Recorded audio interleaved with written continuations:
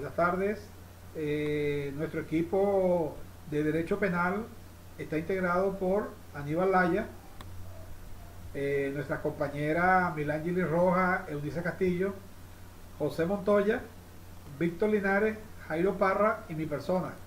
Nuestro equipo está encargado de conversarles a ustedes sobre la legítima defensa y el estado de necesidad en la legislación venezolana.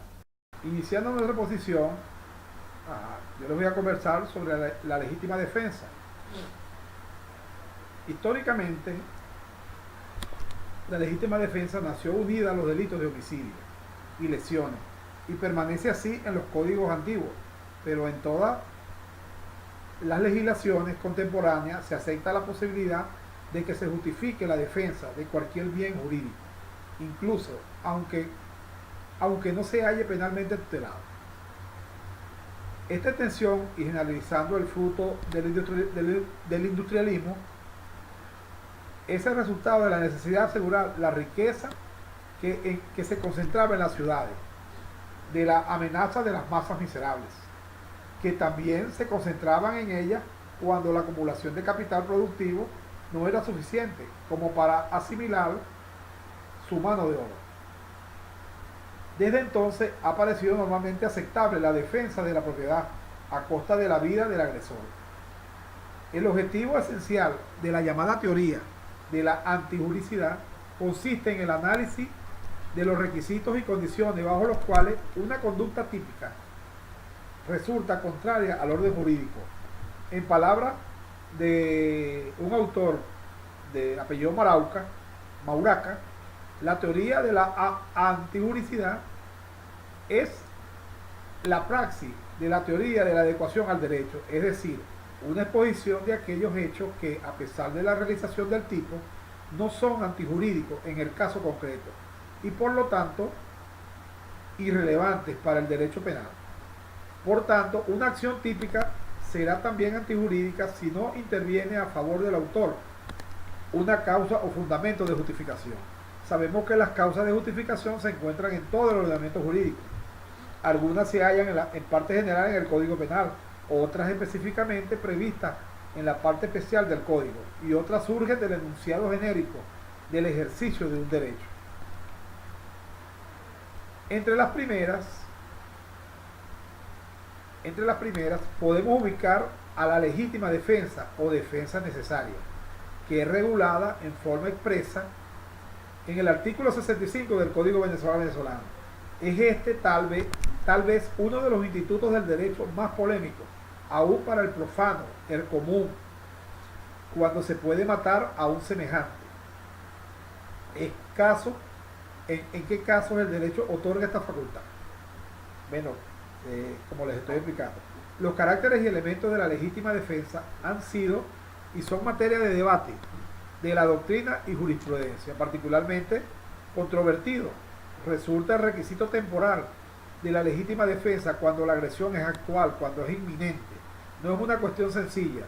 Tanto es así, aún no existe un concepto único o una respuesta única al respecto.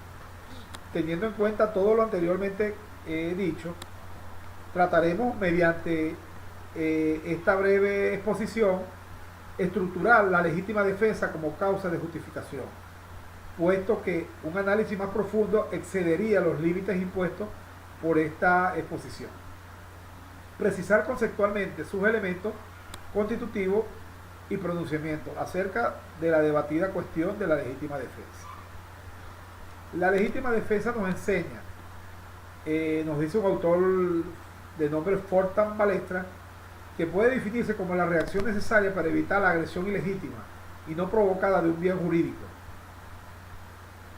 Actuar lo inminentemente amenazado por la acción de un ser humano.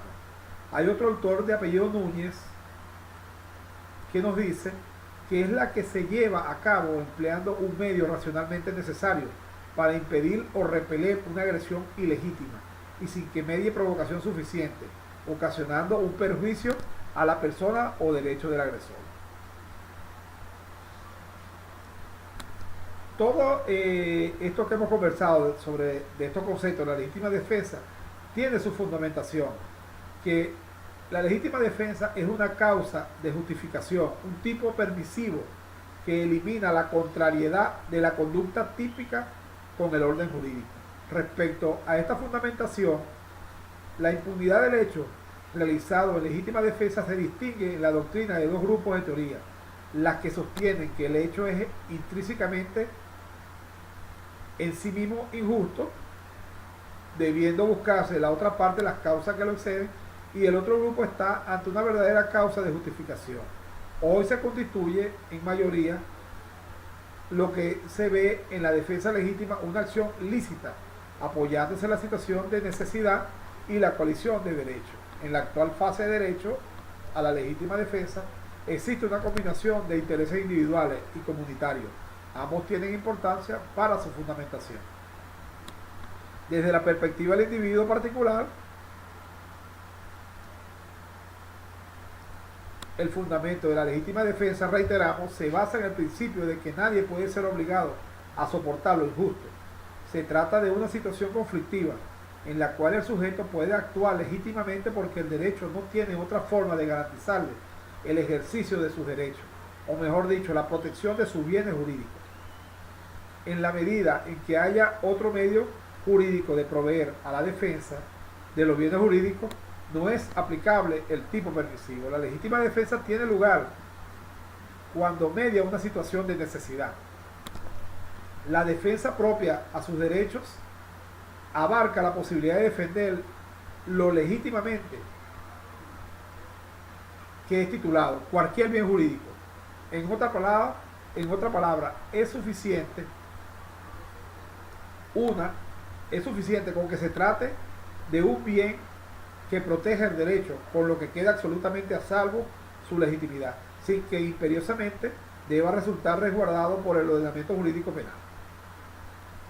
El problema ya se planteó en Europa, fue planteado en varios países del continente europeo,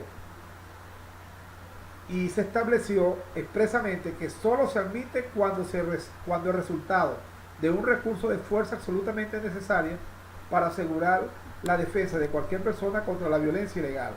Los autores de Alemania se han dividido estas teorías, sosteniendo uno que solo se refiere a la acción del Estado y otro que abarca lo que los particulares en la extensión del Instituto de la Legítima Defensa promulgan.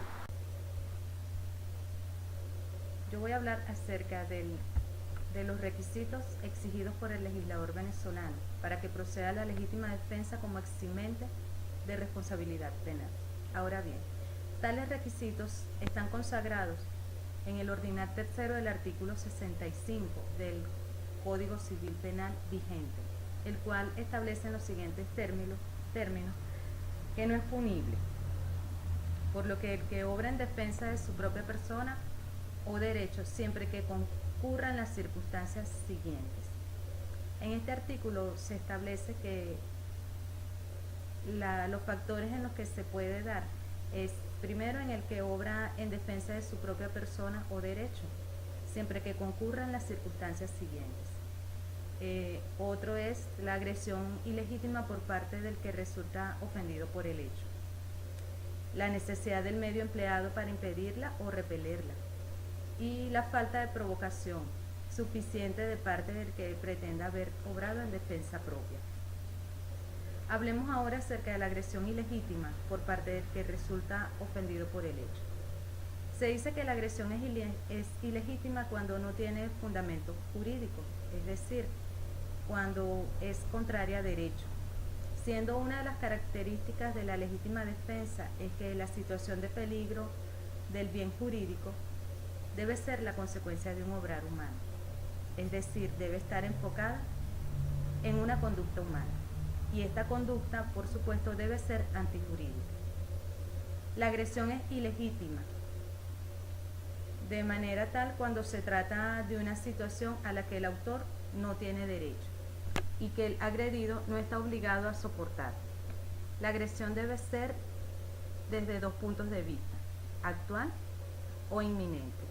Llámese por actual que existe en el momento y que ya se ha iniciado, o inminente, que si bien no ha comenzado todavía está a punto de reiniciarse, o sea, que se va a dar pues en algunas circunstancias. Además de eso, la agresión actual puede ser inminente y la legítima defensa procede frente a ellas.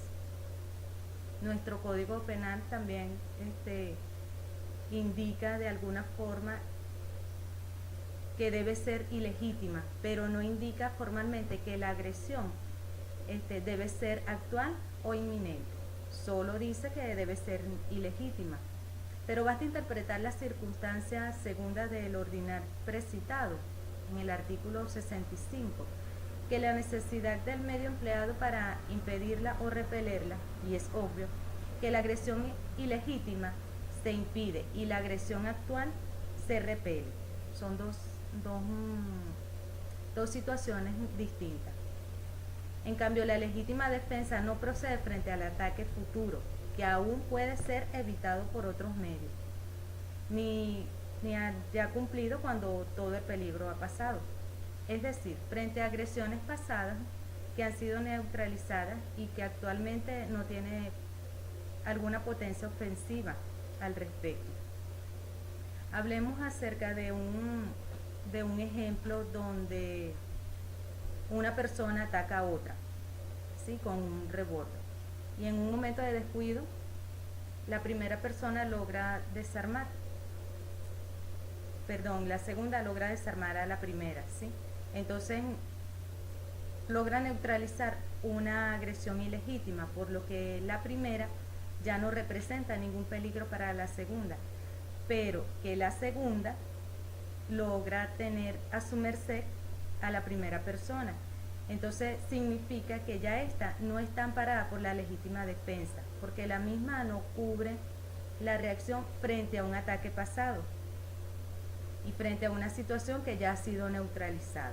Entonces, pues la segunda ya había neutralizado la agresión de la primera, el cual estaba en sus manos, por lo que no tenía que haberle disparado.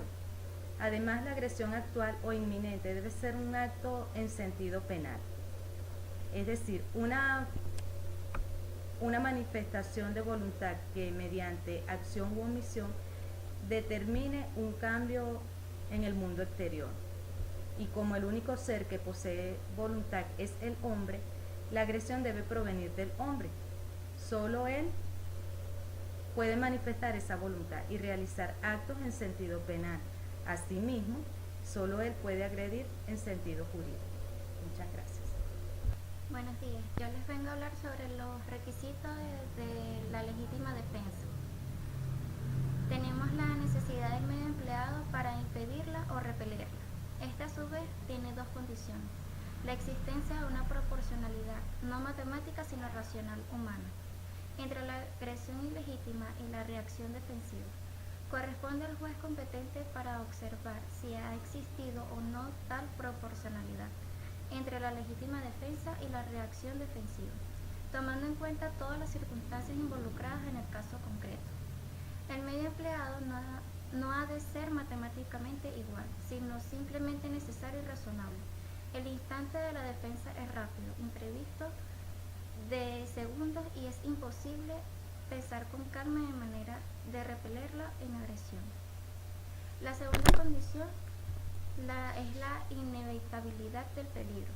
Esto elude a la fuga, la cual no es jurídicamente obligatoria, como medio para eludir la agresión ilegítima. Pero hay dos cosas en las que excepcionalmente sí lo es, cuando se dan cuenta las siguientes condiciones: que la fuga no represente para la persona agredida, y que la fuga no sea deshonrosa.